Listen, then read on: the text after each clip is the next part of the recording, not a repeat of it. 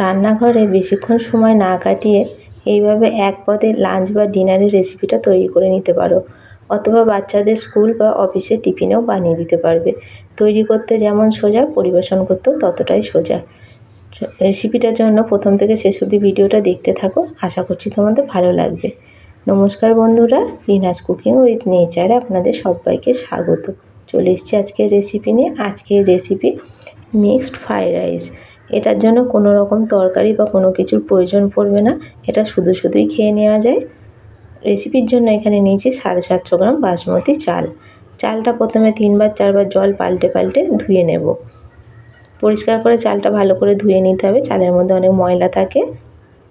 চাল ধুয়ে নিয়েছি, ধুয়ে এটা জল পাল্টে ভিজিয়ে রেখে দিচ্ছি আধ ঘন্টা। সবজির মধ্যে এখানে নিয়েছি গাজর কুচি, বিনস কুচি আর নিয়েছি ক্যাপসিকাম কুচি। আমি বিনস গাজরগুলো ছোটো ছোটো টুকরো করে কেটে নিয়েছি আর গাজরটা একটু লম্বা লম্বা করে কেটে নিয়েছি। ফ্রাইড রাইসের জন্য এখানে নিয়েছি বোনলেস চিকেন। চিকেনের মধ্যে আমি নুন দেবো না, অল্প দিয়েছি গোলমরিচের গুঁড়ো। গোলমরিচ দিয়ে খুব ভালো করে মাখিয়ে নিচ্ছি। আধ ঘন্টা হয়ে গেছে। আধ ঘন্টার পর দেখো চালটা ভিজে গেছে। কড়াই দিলাম বেশ খানিকটা পরিমাণে জল, এর মধ্যেই দিলাম 1 চামচ মতো সাদা তেল আর দিলাম 1 চামচ মতো নুন। ভিজিয়ে রাখা চালটা এর মধ্যে দিয়ে দিচ্ছি, দিয়ে খুব ভালো করে সব একসঙ্গে মিশিয়ে নিয়ে চালটা এবার ভালো করে সেদ্ধ করে নেব। 70 থেকে 80% মতো সেদ্ধ করতে হবে। খুব বেশি সেদ্ধ করলে ভাত একদম নরম হয়ে গেলে তখন ফ্রাইড রাইসটা আর করা যাবে না, একদম ঘেটে যাবে, তখন খেতে সেটা ভালোও লাগবে না। তলা দিয়ে মাঝে মাঝে একটু করে নেড়ে দিতে হবে। দেখো চাল 70% মতো সেদ্ধ হয়ে গেছে। আমি এই অবস্থাতেই এবার জল থেকে ছেঁকে তুলে নিচ্ছি। তো এইভাবে স্ট্রেনারের সাহায্যে ছেঁকে তুলে নিচ্ছি। আমি এখানে কড়াতে করে করেছি, তোমরা চাইলে হাঁড়িতে করেও করে নিতে পারো। আমার রেসিপিগুলো তোমাদের কেমন লাগে কমেন্ট করে অবশ্যই জানাবে। ভালো লাগলে একটা লাইক কমেন্ট শেয়ার করো। তোমাদের একটা লাইক কমেন্ট শেয়ার আমাকে অনেক দূর পর্যন্ত এগিয়ে নিয়ে যেতে সাহায্য করে। যে ভাতটা ছেঁকে নিলাম এটা এবার একটু ফ্যানের তলায় রেখে দেবো, এতে করে ভাতগুলো অনেকটাই ঝরঝরে হয়ে থাকবে। অপর দিকে কড়া বসিয়ে দিয়ে আবার কড়ার মধ্যে অল্প একটুখানি সাদা তেল দিলাম আর দুটো ডিম নিয়েছি। ডিম দুটো অল্প একটুখানি নুন দিয়ে ডিমটা ভালো করে ফাটিয়ে নিচ্ছি। ডিমটা এবার কড়ার মধ্যে দিয়ে দিচ্ছি, দিয়ে ডিমটা ভালো করে ভেজে নেব। ডিমটা আমি প্রথমে ভুজিয়া তৈরি করে নিচ্ছি। আমি এখানে দুটো ডিম ব্যবহার করেছি, তোমরা যেমন পরিমাণ নেবে সেরকম কম বেশি বাড়িয়ে কমিয়ে নিও।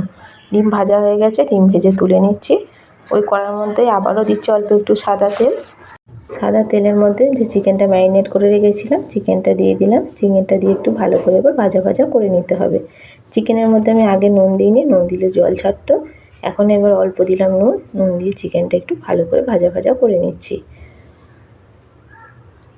তো চিকেনটা হালকা ভাজা হয়ে গেছে, এর মধ্যে আমি কয়েকটা চিংড়ি মাছ নিয়েছি, চিংড়ি মাছটাও দিয়ে দিচ্ছি। চিংড়ি মাছটা আমি আলাদা করে আর ভাজলাম না, ওর মধ্যেই দিয়ে দিচ্ছি।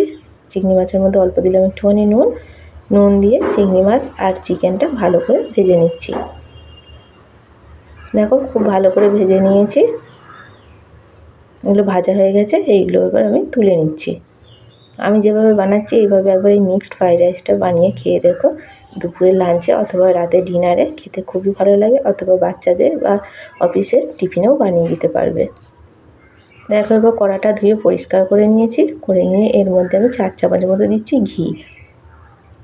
তোমরা শুধু ঘি দিয়েও করতে পারো, অথবা যারা ঘি পছন্দ করো না সাদা তেল দিয়েও করতে পারো।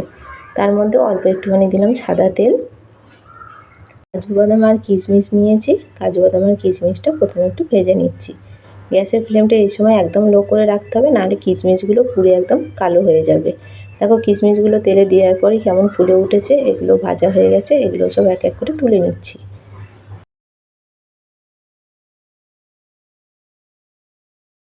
কাজু কিশমিশ তুলে নেওয়ার পর এর মধ্যে দিচ্ছি গোটা গরম মশলা ফোড়ন। 4-5টা এলাচ নিয়েছি, 2 টুকরো দারচিনি আর কয়েকটা লবঙ্গ। যে সবজিগুলো কেটে রেখেছিলাম সবজির মধ্যে প্রথমে গাজর আর বিনসটা দিয়ে দিলাম। গাজর আর বিনসগুলো একটু শক্ত, তাই এগুলো আগে দিলাম। এগুলো দিয়ে অল্প এর মধ্যে দিলাম নুন, নুন দিয়ে খুব ভালো করে এগুলো এবার একটু মিশিয়ে নেব। মিশিয়ে নিয়ে এগুলো একটু ভাজা ভাজা করে নিতে হবে। মিনিট খানেক সময় নিয়ে একটু ভাজা ভাজা করে নিতে হবে। গ্যাসের ফ্লেম এই সময় লো করা যাবে না, লো করলেই সবজি থেকে জল ছাড়বে, তখন ভাজা হতে দেরি হবে।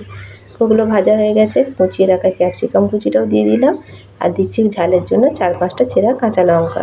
সব কিছু খুব ভালো করে একসঙ্গে সবজিগুলো ভেজে নেব। দেখো সবজি ভাজা হয়ে গেছে, খুব বেশি একদম ভেজে গলিয়ে নিলে হবে না, যাতে নরম হয়ে যায় তেমনভাবে ভেজে নিতে হবে। অল্প অল্প করে ভাতটা এবার সবজির সঙ্গে দিয়ে দিচ্ছি, দিয়ে সবজির সঙ্গে ভালো করে মিশিয়ে নিচ্ছি। একবারে পুরো ভাতটা দেওয়া যাবে না, দিলে মেশাতে অসুবিধা হবে, তখন ভাতগুলো অর্ধেক ভেঙে যাবে। অল্প দিয়ে দিলাম প্রথমে, দিয়ে মিশিয়ে নিলাম, আবার খানিকটা দিলাম, তারপরে আবারও মিশিয়ে নিয়ে যেটুকু বাকি ছিল সেটা দিয়ে দিয়েছি। তো ভাতগুলো কতটা ঝরঝরে হয়েছে, একদম একটার সঙ্গে একটা গায়ে লেগে নেই। খুব সুন্দরভাবে দেখো মিশিয়ে নিচ্ছি সব কিছু একসঙ্গে।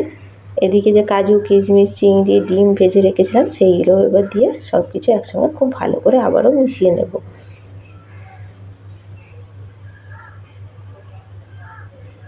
অনেকে ফ্রায়েড রাইস বা বিরিয়ানি করতে গেলে ভাত ঠিকঠাকভাবে সেদ্ধ করতে পারে না। আমি যেভাবে করে দেখালাম এইভাবে একবার করে দেখো, তোমাদের একটা ভাতও নরম হবে না, একটা একটা থাকবে আর একদম ঝরঝরে হবে। দেখো খুব ভালো করে মিশিয়ে নেওয়ার পর পরিমাণ মতো আবারও দিলাম অল্প একটু নুন, আর একটুখানি দিলাম গোলমরিচের গুঁড়ো। 1 চামচ মতো গোলমরিচ দিয়ে খুব ভালো করে আবারও সব কিছু একসঙ্গে মিশিয়ে নিলাম। গোলমরিচটা দিলে এটা খেতে বেশ ভালো লাগে। তোমরা যারা মিষ্টি খেতে পছন্দ করো না তারা চিনিটা দিও না। আমরা একটু ফ্রায়েড রাইসটা একটু মিষ্টি মিষ্টি পছন্দ করি, তাই অল্প দিলাম এখানে 2 চামচ মতো চিনি। চিনিটা দিয়েও খুব ভালো করে একসঙ্গে মিশিয়ে নিতে হবে। একদম তলা থেকে দেখো খুব ভালো করে আমি যেভাবে নাড়ছি এইভাবে করে মিশিয়ে নিতে হবে, তাতে করে চিনিটাও গলে যাবে আর সব ভাতেতে মিষ্টিটা ছড়িয়েও যাবে। দেখো মিক্সড ফ্রায়েড রাইস একদম পরিবেশনের জন্য রেডি হয়ে গেছে। আর কতটা ঝরঝরে হয়েছে, একটার সঙ্গে একটা গায়ে একটুও লেগে যায়নি। এইভাবে করে তোমরা বানিয়ে লাঞ্চে অথবা ডিনারে পরিবেশন করতে পারো। দেখো আমি একটা প্লেটের মধ্যে সার্ভ করে নিচ্ছি। মিক্সড ফ্রায়েড রাইসের রেসিপিটা কেমন লাগলো কমেন্ট করে অবশ্যই জানাবে। ভালো লাগলে একটা লাইক, কমেন্ট, শেয়ার করো। আর চ্যানেলে নতুন বন্ধু হয়ে থাকলে চ্যানেলটা সাবস্ক্রাইব করার অনুরোধ রইল। পাশে থাকা বেল আইকনটা অবশ্যই প্রেস করে দেবে। আমার চ্যানেলে নতুন কোনো ভিডিও আপলোড করলে ভিডিও নোটিফিকেশন সবার আগে তোমাদের কাছে পৌঁছে যাবে। ফিরে আসবো আবার অন্য কোনো রেসিপি নিয়ে।